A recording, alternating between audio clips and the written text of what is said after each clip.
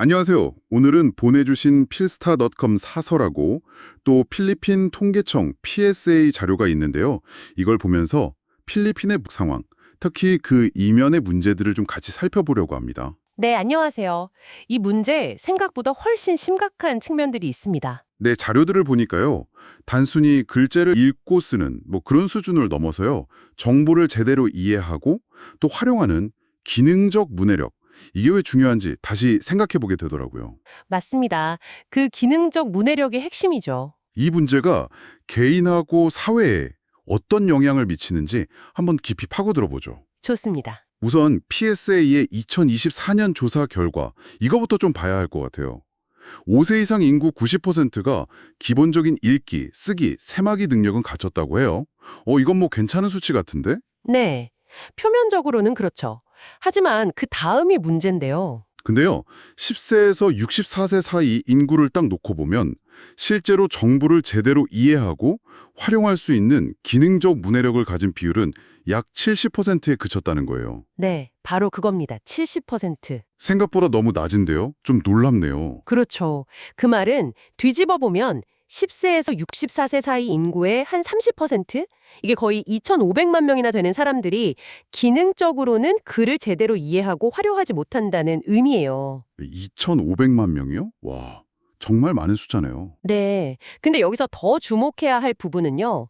이분들 중에 한 1,500만 명 정도는 글자는 읽을 줄 아는 거예요. 하지만 그 의미를 파악하거나 여러 정보들을 이렇게 연결해서 이해하는 데는 어려움을 겪는다는 거죠. 아, 그러니까 글은 읽는데 뜻을 모른다? 이런 느낌인가요? 정확히는 뭐랄까, 정보를 통합하고 추론하는 고차원적인 이해 능력이 부족하다는 거죠.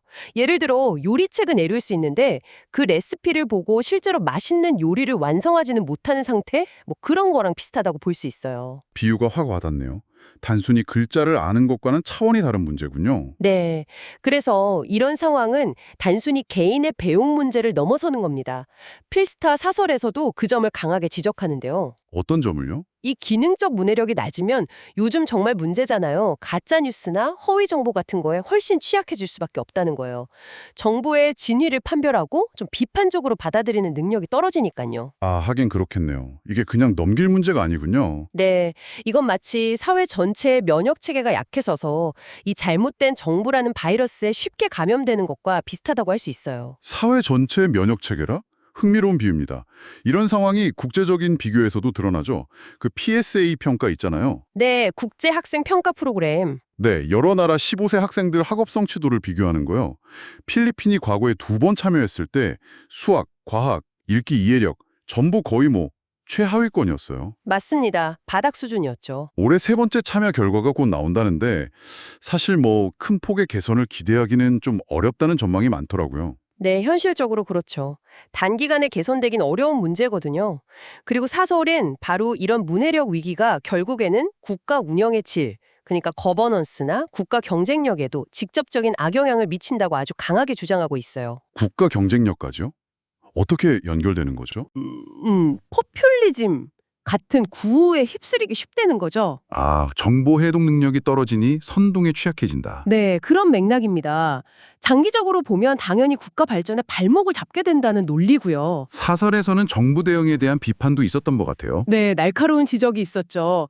팬데믹 이전부터 사실 여러 분야에서 경고음이 울렸는데도 정부가 이 문제에 충분한 주의를 기울이지 못했다는 비판이에요. 구체적으로 어떤 내용이었죠? 심지어 교육부 예산 일부가 다른 용도로 전용되었다, 이런 주장까지 언급하고 있더라고요.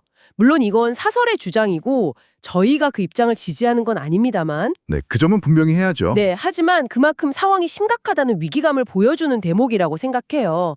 이번 PSA 결과가 정책 결정자들에게 정말 경각심을 줘서 이걸 국가적인 비상사태로 인식하고 좀 시급히 대처하는 계기가 되기를 바라는 마음이 느껴졌습니다. 결국 핵심은 그거네요.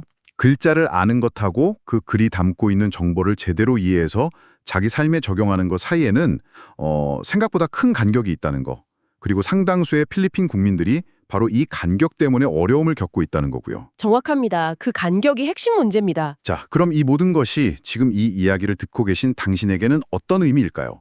또 필리핀 사회 전체에는 어떤 파장을 일으키고 있을까요? 잠시 후에 다시 이야기 나눠보죠.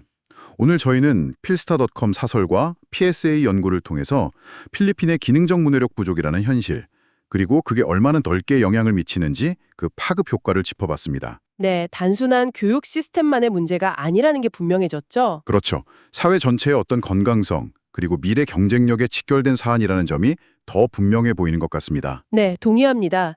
자, 그렇다면 이 정보가 당신에게 중요한 이유는 뭘까요? 매일 정말 수많은 정보가 쏟아지잖아요. 그런데 주변 사람들의 정보 이해 능력이 당신의 경험이나 혹은 우리 사회 전체의 대화에 어떤 영향을 준다고 느끼시나요? 한번 생각해 보시면 좋겠습니다. 마지막으로 저는 이런 질문을 좀 던져보고 싶어요. 사설에서 지적한 것처럼 허위 정보에 대한 취약성이 이렇게 크다면 이런 기능적 문해력의 도전 과제는 필리핀 사회 안에서 정보와 또 가짜 정보가 퍼져나가는 방식에 대해서 우리가 어떤 새로운 고민을 하도록 이끌까요? 아, 정보 확산 방식에 대한 고민이요? 네. 단순히 정보를 어떻게 전달할까? 이걸 넘어서서요. 정보를 받아들이는 사람들의 이해 능력 자체를 고려한 그런 새로운 소통 방식이 필요하지 않을까요? 이 질문을 한번 꼽씹어 보시길 바랍니다.